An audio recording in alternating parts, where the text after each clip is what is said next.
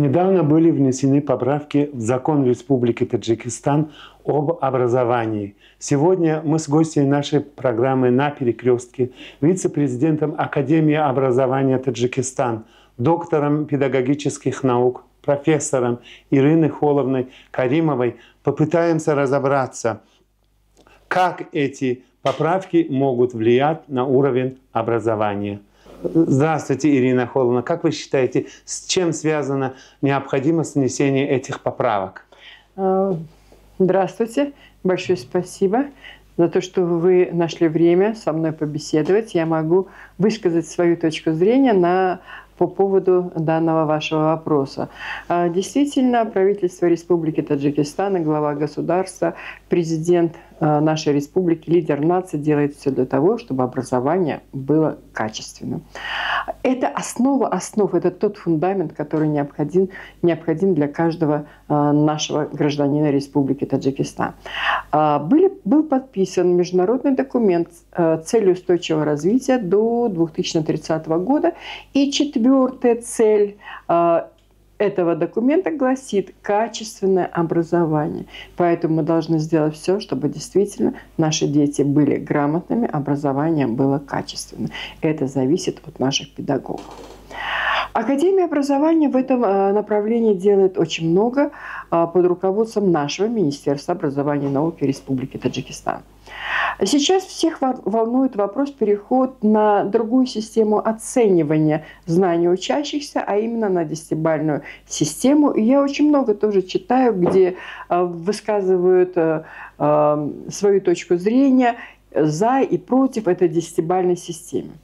Хочу с уверенностью сказать, прежде чем Министерство образования и науки Республики Таджикистан, прежде чем обратиться к этому вопросу и все-таки принять решение о 10-бальной системе, мы на протяжении нескольких лет, 5 лет мы проводили эксперимент, мы апробировали эту 10-бальную систему и начали с того, что изучили опыт передовых государств в этом вопросе.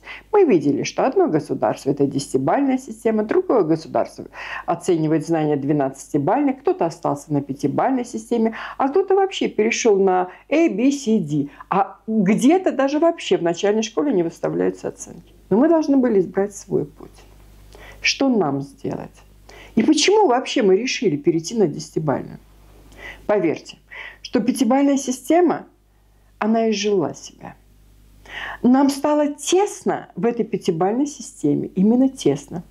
Когда мы листаем тетради или дневники учащихся, то мы увидим 5 с плюсом, 5 с минусом, 4 с минусом, 4 с плюсом. Потому что самооценка 5, она многогранная. И нам не хватало цифр для оценивания детей. И было много предложений перейти на 100-бальную, на 12-бальную. Было 3 рабочие группы Академии образования и Института развития образования работали в этом направлении. 3 группы. 3 направления. 100-бальная, 12-бальная, 10-бальная.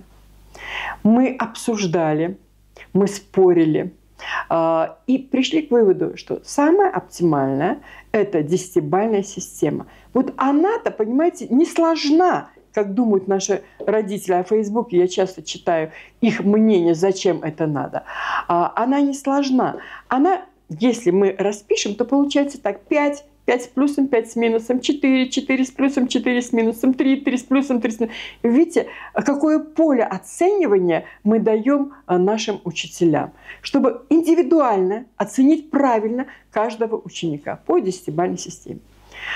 Вы знаете, прежде чем это внедрять, были созданы Министерством образования и науки группы рабочих, которые работали с учителями на местах всей нашей республики. Если мы говорим, что у нас 4000 школ, в каждой школе специалисты были и работали с учителями для того, чтобы вели информационную работу с ними, чтобы они поняли, что же это так входит в 10-бальная система оценивания знаний учащихся. Плюс к этому был разработан специальный модуль для учителей институтов повышения квалификации, Республиканского института повышения квалификации подготовки педагогических кадров, а также для его филиалов.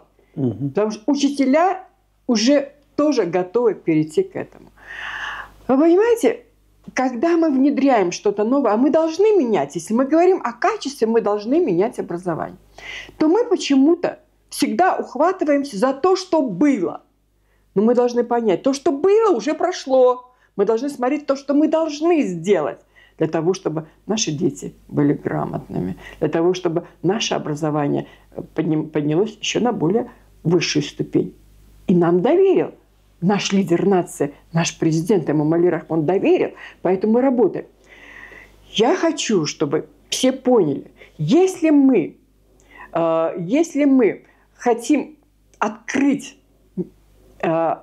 что-то новое и поставить новую дверь, то ключи к этой двери должны быть тоже новыми, а не старыми ключами открывать новую дверь. Поэтому 10-бальная система, поверьте, она апробирована, и она будет очень удобна как для учащихся, так и для учителей и родителей. С родителями мы тоже работаем. Итак, понимаете, мы говорим о качестве образования. Это словосочетание «качество образования», оно многогранно, и оно зависит от многих факторов. И прежде всего, конечно, центральная фигура здесь педагог. Мы говорим о внедрении компетентностного подхода. Я всегда говорю, что, говоря о компетентностном подходе, каждый педагог должен быть компетентен на своем месте. Значит, с чего мы начали?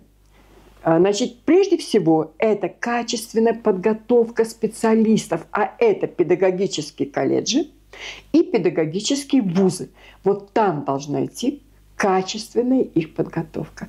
Если его качественно подготовят, то качественный будущий педагог идет в школу. И тогда он уже знает, как, владея методикой, как сделать это образование качественным. Качество зависит от подготовки и переподготовки. Это, конечно же, институты повышения квалификации, где нужно подготовить такого педагога по различным предметам, именно учебного плана. Говоря о качестве образования, мы должны говорить о наших нормативно-правовых документах. А прежде всего, это стандарты каждого предмета, это программы по каждому предмету и, конечно же, новые учебники. И сейчас Академия образования работает над этим, и мы представили в Министерство образования и науки Республики Таджикистан на рассмотрение новые учебники. Мы начали с 5 класса, потому что до этого начальная школа была обеспечена уже новыми учебниками по новым стандартам и новой программе. А теперь 5 класс – это первая ступенька. 5 класс только 2 предмета мы взяли. Это родной язык, 5 класс, и это математика. Это другой подход. 2 базовые. Это другой подход. Это другие учебники. И если говорят, что учебники другие, плохие или хорошие, это покажет время. Мы хотим, самое главное, научить наших детей мыслить, чтобы сами они смогли добывать эти знания, приходить к этому, к новой теме и так далее. Этот учебник должен быть направлен на ученика, а не на учителя. Учебник должен быть интересным. Я думаю, что все-таки он будет таким. И с 1 сентября, если получится, наверное, эти новые учебники по 2 предметам наши дети увидят и будут заниматься уже по ним. Работы много. Следующий шаг. Мы хотим планомерно идти к этому. Это будут учебники 6 класса. Понимаете, эти учебники тоже должны привить у учащихся желание учиться, чтобы им было интересно на уроке. А если учебник новый, мы должны и учителя менять. Он тоже должен уметь работать по этим учебникам. И поэтому мы создали не просто учебник, как это было всегда. Во-первых, мы назвали учебники нового поколения. Это действительно новое поколение. Это вот новый ключ к новой двери, чтобы можно было открыть. Мы назвали УМК. Что означает учебно-методический комплекс. Там будет учебник, там будет рабочая тетрадь для ученика, там будет методический, дидактический материал для учителя, и там будет материал по оцениванию самого ученика. Ну, это что-то новое, но это интересно. И поэтому те, кто идут, понимаете, оглядываясь назад, всегда будут говорить, что это плохо. Те, кто хочет видеть будущее, то должен сказать, действительно, учебник хороший, но будем еще совершенствоваться. Потому что время идет. Мы должны тоже изменяться и менять наших учеников. Сейчас очень много говорят об инклюзивном образовании. Что это такое? Большое спасибо. Действительно, очень интересный вопрос инклюзивное образование. Вообще, само слово «инклюзия» означает «вовлечение». Значит, вовлечение абсолютно всех. Всех. И если вы начнете искать формулировку инклюзивного образования в интернете, то вы увидите, что инклюзивное образование – это дети с ограниченными возможностями. Понимаете? Но это не так. Это не совсем так. Инклюзивное образование – это охват всех детей обучением, на что и нацелена наша национальная стратегия развития образования до 30 года, но выше – это цель устойчивого развития. Это охват всех детей и доступ к обучению. Сюда, значит, входят те дети, которые почему-то остались за бортом обучения. А такие дети у нас есть. Если первая категория – это дети с ограниченными возможностями, но у нас еще и дети без гражданства, которые тоже остались без внимания. У нас есть еще малый процент детей национальных меньшинств.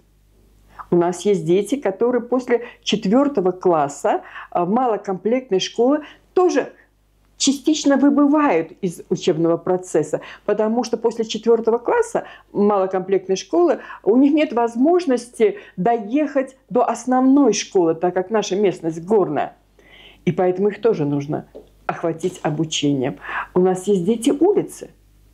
Дети улицы, которые не занимаются. Когда я сажусь в маршрутное такси, я вижу, что деньги собирает ученик. И я всегда у него спрашиваю в маршрутке: ты ученик какого класса? Он говорит, 7. Я говорю, почему ты не на занятиях? Ну, он молчит. Вот этих детей, которые не обучаются, дети афганцев, проживающие на нашей территории, они тоже должны учиться. А почему частично делается все для того, чтобы они были привлечены к обучению? Делается нашим Министерством образования и науки очень много в этом направлении. Но все равно они где-то небольшой процент, а это маленький процент оттуда, и получается процент, в общем-то, значительный. Да. Значит, почему они? Потому что если ему 13 лет, то он никак не может пойти в 6 класс. Почему? А потому что у нас алфавит другой, они не знают нашей кириллицы. И вот этот барьер. А потом бывают еще дети мигрантов, если они с родителями уезжают на заработки, и, допустим, даже в России, они не обучаются, потому что 2 года они с родителями, приезжая сюда, его дети, его одноклассники уже в 7 классе, а он выбыл из 5 класса. И он, конечно, в 5 не пойдет опять. А в 7 его не возьмут, потому что он 2 года не обучался. Но Министерством образования и науки, учебно-методическим центром, Академией образования, научно-исследовательским институтом развития образования разработана ускоренная программа обучения для таких детей. Вы видите, мы делаем эти шаги вперед. И поэтому инклюзивное образование – это значит охватить всех детей. Мы должны сделать инклюзивный класс, мы должны сделать инклюзивную школу, мы должны сделать инклюзивное общество нашей республики. Охват обучением девочек – это проблема, которую также Министерство образования и науки решает. И это одна из центральных проблем или вопросов, над которой мы работаем. Именно Академия образования и вообще структурные подразделения Министерства образования и науки нашей республики. Уход девочек после 9 класса, он обусловлен несколькими причинами. Может быть, нежеланием учиться, так как у нас обязательно 9 классов. Может быть, продолжить обучение в колледже или техникуме. может быть, пойти на какие-то курсы и так далее, и так далее, и так далее. И вот то, что сейчас законом закрепили обязательное образование, это обучение, это 11 лет, я считаю, что это правильно. Понимаете, почему-то так традиционно заведено, что обучаться должен мальчик. Он кормилец, он все ему и так далее. Я думаю, здесь не совсем верно. Не совсем верно только лишь потому, что, знаете, что грамотная женщина, грамотная мать – это грамотная нация. И об этом неоднократно на встрече с молодежью подчеркивал президент нашего государства, лидер нации Эмомали Рахмон. Именно женщина, как правило, занимается воспитанием своих детей. Она должна быть грамотной. Она не должна выбывать из учебного процесса. Но думаю, что программы же тоже будут у нас немножечко меняться, и здесь нужно уделить большое внимание трудовому обучению девочек, а также и юношей. И вот это обязательно 11 классов позволит нам раскрыть наших девочек более полно. То есть они могут самореализовываться. Это потому что это старшие классы. Здесь и составление проектов, здесь и выступления, здесь и конференции, здесь углубленные знания. Понимаете, когда грамотная нация, это грамотная женщина, это уже другой этап ее развития. И думаю, что это своевременно и было необходимо, и, конечно же, это правильно. Когда наши девочки принимают активное участие в олимпиадах, это и в конкурсах, это не только республиканского масштаба, это международного масштаба, а наши спортсменки, а наши девочки занимают призовые места по языкам, по английскому языку, по родной литературе. Но это же гордость. И задача школы – сделать их гордыми. А гордость зависит от их знаний. Когда она грамотна, она всегда будет ходить гордо, с высоко поднятой головой. При правительстве Республики Таджикистан организован комитет по начальному и среднему профессиональному образованию. Как вы считаете, прежде всего на решение каких вопросов необходимо обратить внимание руководству данного ведомства? Вы знаете, это очень правильно, что образовали комитет. То есть, опять-таки, если мы продолжим наш разговор и будем говорить о тех же девочках, то после 9 класса они могут не идти в 10 класс, они могут пойти в колледж, они могут пойти в техникум. То есть они могут там себя реализовать и получить 2 диплома. Один диплом об окончании школы, а другой диплом с получением специальности. Я думаю, что этот комитет, он на стадии развития, и, конечно же, он будет популярен в нашей республике, потому что опыт других государств показывает, что поступление в колледжи и техникумы в процентном соотношении больше, чем в вузы. И так будет и у нас, потому что специальности, которые они изберут, они будут востребованы для нашей республики. Также рассматривается вариант с переходом на 12-летнее образование. Реально ли это в наших условиях? Что оно может дать? Понимаете, если я скажу, что нереально, значит, я буду смотреть назад. Значит, я не хочу нового ничего. И я считаю, что это, конечно же, реально. Это требование времени. И президент нашей республики Эмомали Рахмон, лидер нации, подчеркивал, что для вхождения в мировое образовательное пространство мы должны перейти на 12-летнее обучение. Как оно будет? Опять-таки, Академия образования изучила опыт других государств. Это не просто так. И мы видели, что часть государств давно у них 12-летнее обучение. Мы должны здесь 12-летнее обучение решить 2 вопроса. Первый вопрос – это усилить начальную школу и прием осуществить 6-летнего возраста наших детей. Это первый вопрос.